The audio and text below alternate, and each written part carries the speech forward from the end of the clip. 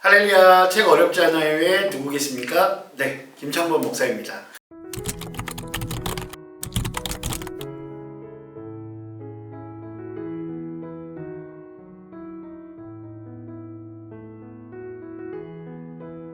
여러분들에게 지난주에 말씀드렸던 것처럼 오늘이 이 책 어렵지 않아요의 마지막 회가 될 것 같습니다. 예. 처음에 이 책을 준비하고 이 컨텐츠들을 준비할 때는 과연 누가 이 영상들을 볼까라는 생각들을 하기는 했었는데, 그래도 생각보다 많은 분들이 관심 가져주시고 같이 책을 읽어주셔서 저도 사실은 깜짝 놀랐어요. 특히 이 영상을 보시고 책을 구매하시고 또 책을 빌려서 읽으시는 우리 권사님, 장로님, 집사님들 모습 보면서 오히려 제가 많은 도전을 받는 시간들이었습니다.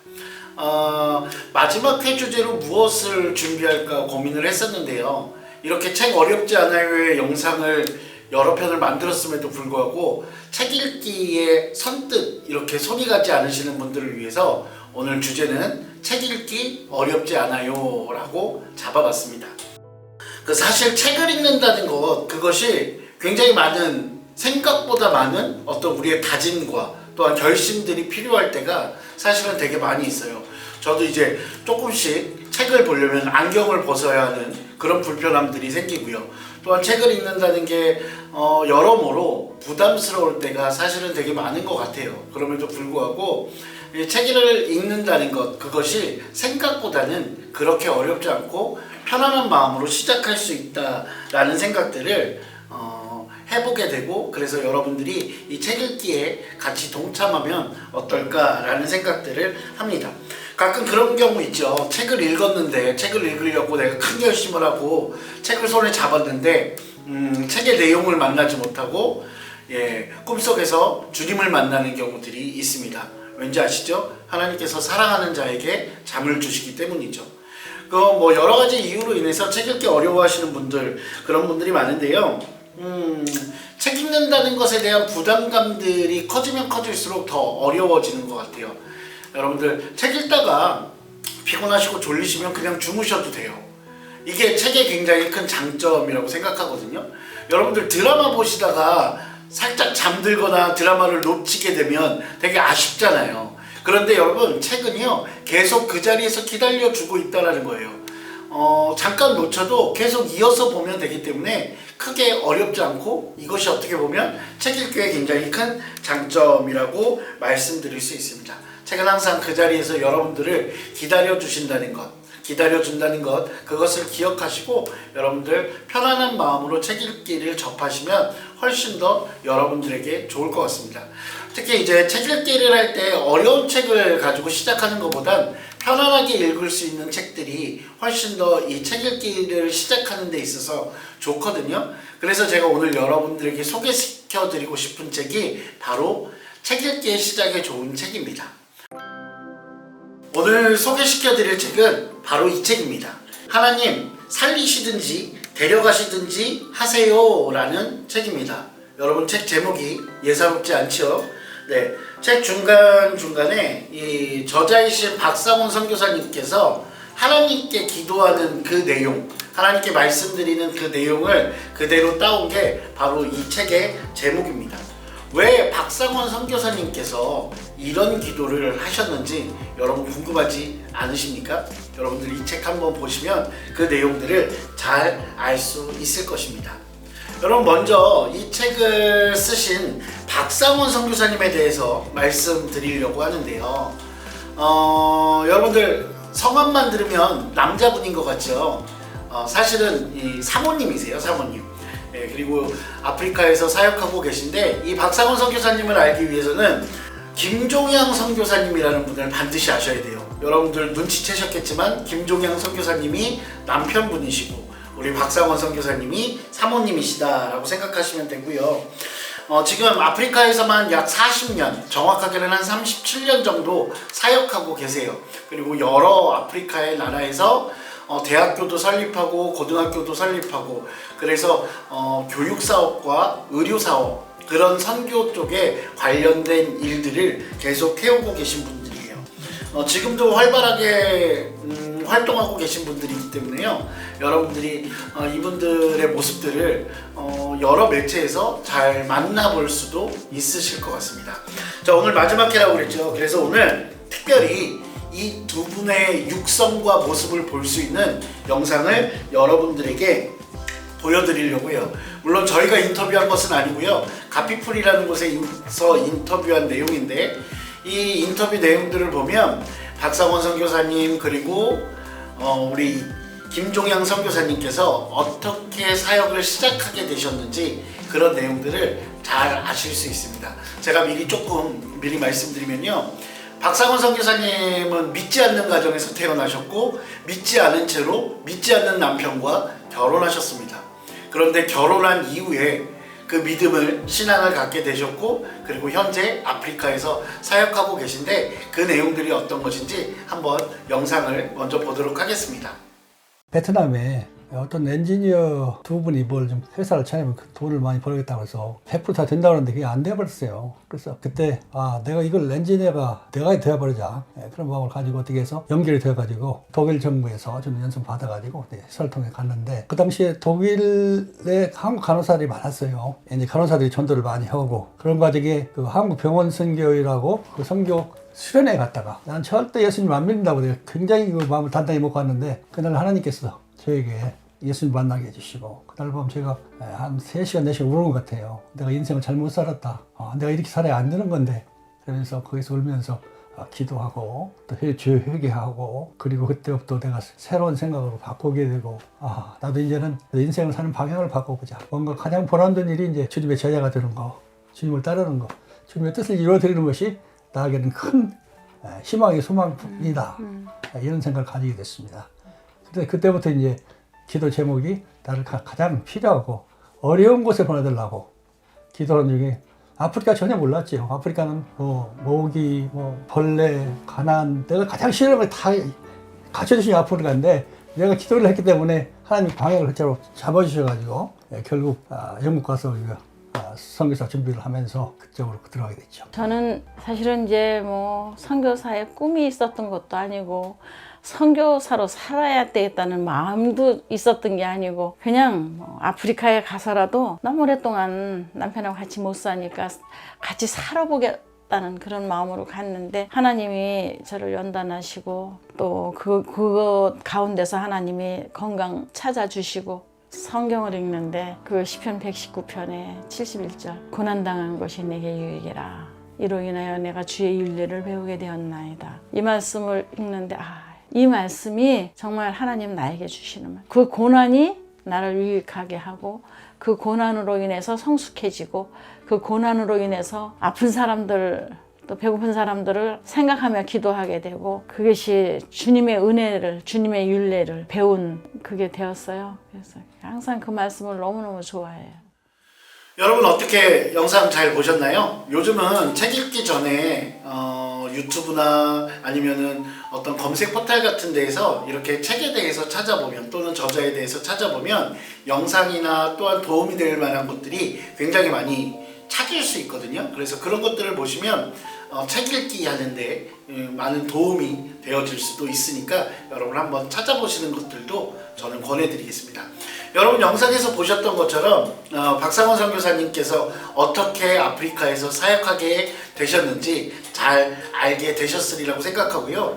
그리고 이 책을 읽어보시면 인터뷰 영상보다는 조금 더 재미있는 에피소드들과 함께 그 내용들, 그리고 현재까지 어떻게 그 아프리카 선교사역 가운데서 하나님을 만나고 하나님을 경험했는지 그 은혜들을 함께 나눌 수 있는 이야기로 이 책이 가득 채워져 있다라고 생각하시면 될 겁니다. 제가 이 책을 읽으면서 여러분들과 나누고 싶었던, 그리고 저에게 큰 감동을 주었던 부분들을 여러분들과 함께 이야기해 보려고 합니다. 첫 번째로 29페이지입니다. 그렇게 눈물을 흘리며 기도했지만 그때뿐이었다. 예배 드릴 때 남편이 말씀을 전할 때는 은혜를 받다가도 광고 시간이 되면 시험에 빠졌다. 그래서 버스를 타고 올 때마다 싸웠다. 아무도 못 알아듣는 한국말로 남편을 원망했다. 교인들이 나를 영적인 어머니로 여긴다고 하니 그들이 있을 때는 얌전히 참고 있다가 가고 나면 남편에게 싸움을 걸곤 했다. 아들이 엄마 배고파 라고 하면 내 마음이 순식간에 마귀같이 변해서 남편에게 소리를 질렀다. 처음 아프리카의 말라이라는 곳으로 박상원 선교사님이 남편을 찾아 아들과 함께 갔을 때 있었던 이야기라고 이야기합니다. 처음 이제 아프리카 그 말라이에서 사역을 하는데 그렇게 경제적으로 어려움들을 많이 겪으셨던 것 같아요. 그때 이제 남편이었던 김종영 선교사님께서 아침마다 그날 먹을 것들, 그날 점심, 그날 저녁 먹을 것들만 집에 사다가 주셨는데 그렇게 점심때 이후부터 아침부터 계속해서 그 현지인들이 찾아온다는 거예요, 집으로. 그래서 그 집에서 먹을 것들을 다 먹고 먹을 게 떨어지면 이제 그때야 밖으로 가는 그런 일들이 계속 벌어졌다라고 이야기를 하십니다. 그래서 그 한 달 정도 기간 동안 얼마나 꽉 말랐는지 모르겠다고 선교사님은 말씀하시는데요. 사실은 여기에는 숨겨진 에피소드가 있어요. 김종현 선교사님께서 예배 시간에 광고를 하잖아요. 그 광고 때마다 그렇게 말씀하신 거예요. 굶주리고 목마른 사람들은 다 우리 집으로 오라고. 그러면 먹을 것을 주겠다고. 광고 시간마다 그렇게 이야기하시니까 그 현지인들, 성도님들은 자연스럽게 선교사님 댁에 와서 그날 먹을 것들을 다 먹고 가신 거예요. 근데 사실 사모님은 가신 지 얼마 안 돼서 그 말을 처음에는 못 알아들었던 거예요. 그런데 한 달 정도가 지나고 나서 이제 조금 익숙해지시고 그 광고에서 남편이 무슨 말을 하는지 알게 되니까 예배 시간에는 은혜 받지만 광고 시간에는 이제 시험에 들기 시작하신 거죠. 이 이야기를 보면서 그런 생각들 했거든요. 만약에 내가 박상원 선교사님 입장이라면 또는 김종현 선교사님 입장이라면 어땠을까? 여전히 예배의 일부라고 하는 그 광고 시간도 나에게 은혜의 시간이 되었을까? 라는 생각들을 한번 해보게 되더라고요. 우리는 흔히 내 마음에 들면 아멘이라고 이야기하고 내 마음에 들지 않으면 노멘이라고 이야기하는 그런 모습들이 우리 가운데 있지 않나. 어떻게 보면 그런 연약한 모습들, 그 모습들이 바로 우리의 모습이 아닐까라고 생각을 해봤습니다. 다음은 35페이지부터 36페이지입니다. 나는 하나님의 음성을 듣거나 그분을 체험한 일이 한 번도 없었다. 오히려 그런 간증을 들으면 뭘 저렇게 요란스럽게 예수를 믿어? 라고 생각했다. 그런데 그 음성을 듣는 순간 다른 사람들의 간증에서나 들었던 그 일이 내게 벌어졌다는 것을 깨달았다. 사람의 말이 아니라는 것을 느꼈다. 내가 가슴으로 들었는지 귀로 들었는지도 알 수 없었다. 그래서 고꾸라지듯 무릎을 꿇고 그 자리에 앉아서 아버지 하고 불렀다. 그래, 너는 내 딸이다. 내가 너를 사랑한다. 내가 너를 아프리카로 불렀다. 내가 너를 사용할 것이다. 그 음성을 들으며 눈물이 폭포수처럼 쏟아졌다. 남편에게 하나님은 나를 안 사랑하고 당신만 사랑하시는 것 같아. 하나님은 당신만 택하고 당신만 불렀어. 나는 결혼 잘못해서 여기 온 거고 라고 소리질렀던 순간이 떠올랐다. 하나님께서 그 말을 들으시고 내게 확신을 주시는 것이었다.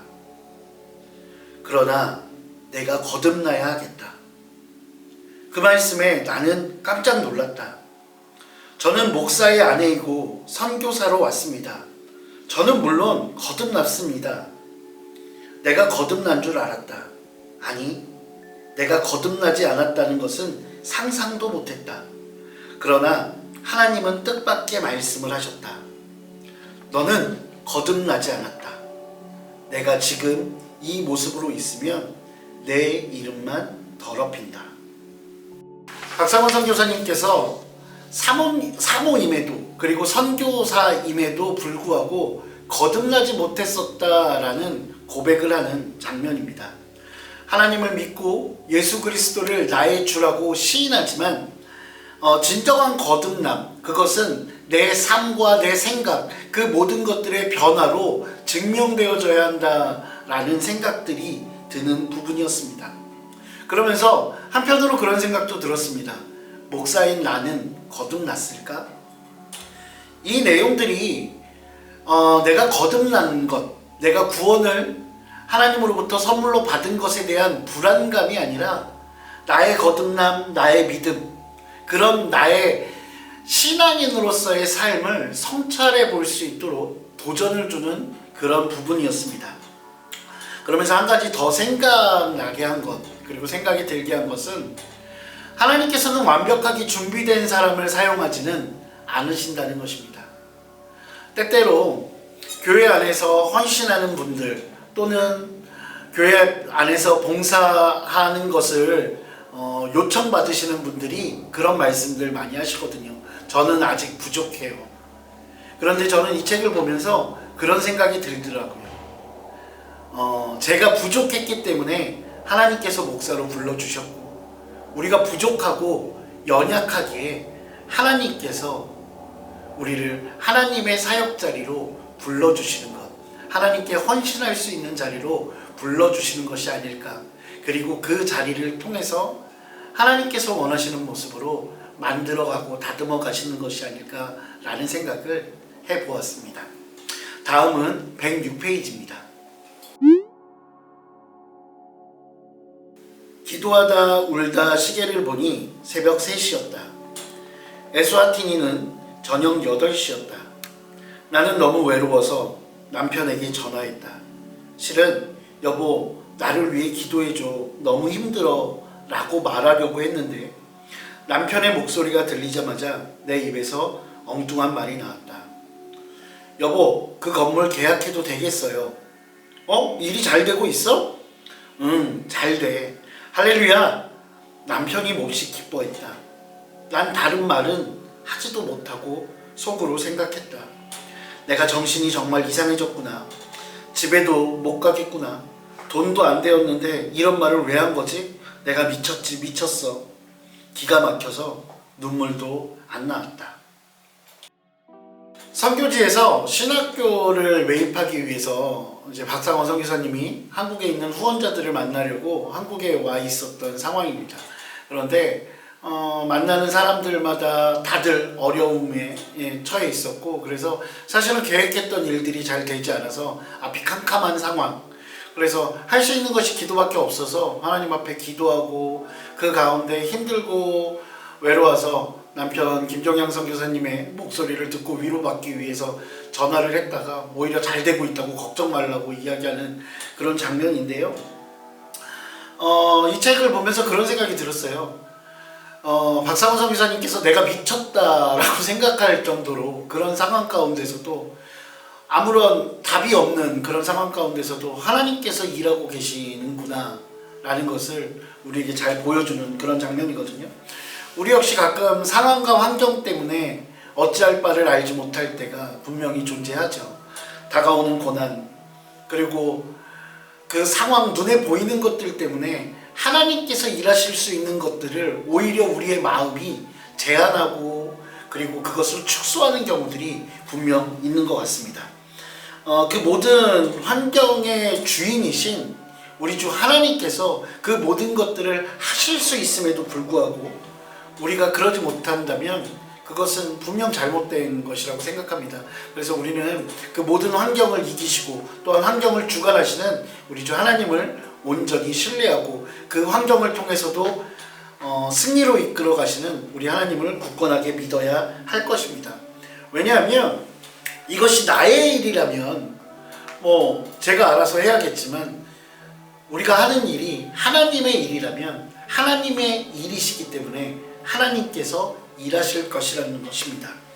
우리 역시 내 일이 아니라 하나님이 원하시는 일을 할 때 우리에게 그 환경을 열어주시고, 그 우리가 바라보는 답이 없는 그 상황을 변화시켜 아름다운 것으로 만들어 가시고 이끌어 가시는 그 하나님, 일하시는 하나님을 경험하게 될 것입니다. 다음은 206페이지부터 207페이지입니다.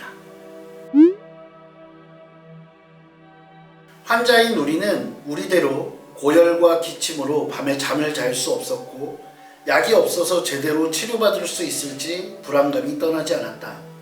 약 한 달간 그렇게 힘들고 위험한 순간을 보내며 우리 부부는 가족과 부부간의 소중함을 새삼 다시 느꼈고 하나님의 은혜와 동역자들의 중보와 사랑에 깊이 감사했다. 죽음은 늘 우리 눈앞에 있다. 그러나 그와 함께 잊지 말고 꼭 기억할 것은 하나님께서 늘 우리 곁에 계시다는 사실이다. 이 투병의 시간은 힘겨웠지만 코비드19라는 사망의 음침한 골짜기를 건너게 하신 하나님께서 또 어떤 여정을 걷게 하실지 다시 한번 기대와 소망을 품어본다. 이 책을 보면서 새삼스럽게 다시 느끼는 것, 그것은 신앙인에게도 고난은 다가온다는 것입니다. 하나님의 사역을 감당하시는 선교사님 부부임에도 불구하고 끊임없이 고난이 다가오는 모습을 우리는 이 책을 통해서 확인할 수 있습니다. 황달, 말라리아 이 정도는 애교고요.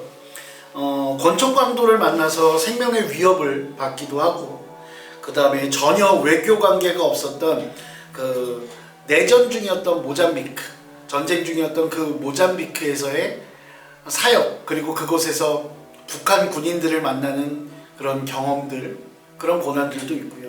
그리고 약도 제대로 없는 아프리카에서 황달과 말라리아를 거쳐서 또 요즘 우리 곁에서 우리를 힘들게 했던 코로나19 그것을 걸리는 그런 모든 고난들이 쉴 틈 없이 우리 선교사님 부부에게 다가오고 있었습니다. 그리고 선교사님에게 다가오는 그 고난들은 우리에게도 여전히 마찬가지로 다가오고 있다는 생각을 합니다.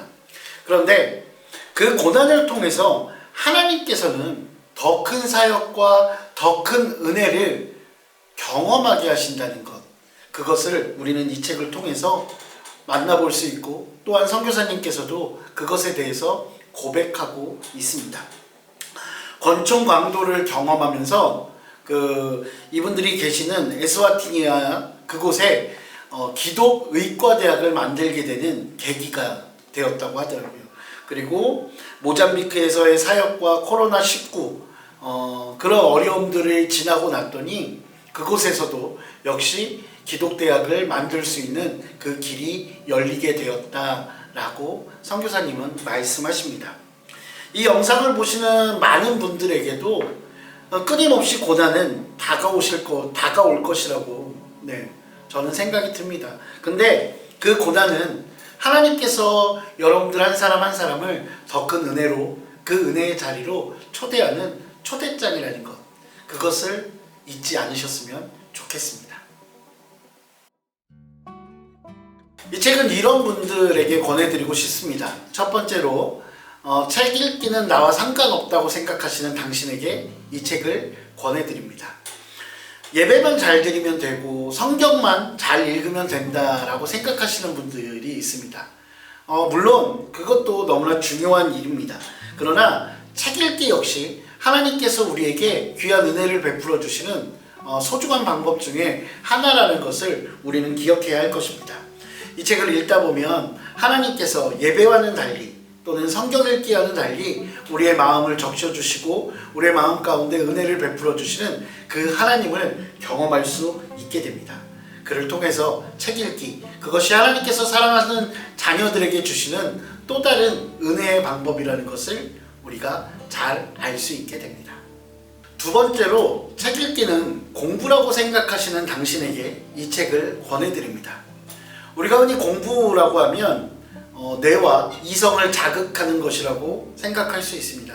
그런데 이 책 읽기는 뇌와 이성을 다스리고 또한 그것을 자극하는 것뿐만 아니라 우리의 가슴을 자극하기도 한다는 것입니다. 그래서 이 책을 읽다 보면 공부하는 또 다른 은혜의 장을 여러분들이 경험하게 되실 수 있을 것입니다. 이 책을 읽으실 때 옆에 여러분들 손수건 한 장 정도는 준비해 두시는 게 좋은데요. 마음에 벅찬 그런 오열하는 눈물들은 아니지만 조용히 흘려지는 그런 눈물들을 경험하실 수 있을 것입니다. 물론 제가 요즘 나이가 들어서 눈물이 많아지는 것일 수도 있겠지만 아마 여러분들도 분명 저와 같은 경험을 하실 거라고 생각이 듭니다. 여러분 공부하면서 눈물 흘리지는 않으시겠죠? 마지막 세 번째로 책 읽기를 시작하시려는 당신에게 이 책을 권해드립니다. 앞에서도 말씀드렸던 것처럼 이 책은 그냥 이야기를 쭉 풀어나가는 간증과 같은 내용을 가지고 있고 그런 형식을 가지고 있습니다. 선교사님께서 본인이 있었던 일들을 그냥 이렇게 자연스럽게 이야기해주는 그 내용들을 같이 따라가다 보면 어느새 한 권의 책을 완독하는 기쁨을 여러분들 누리게 되실 것입니다.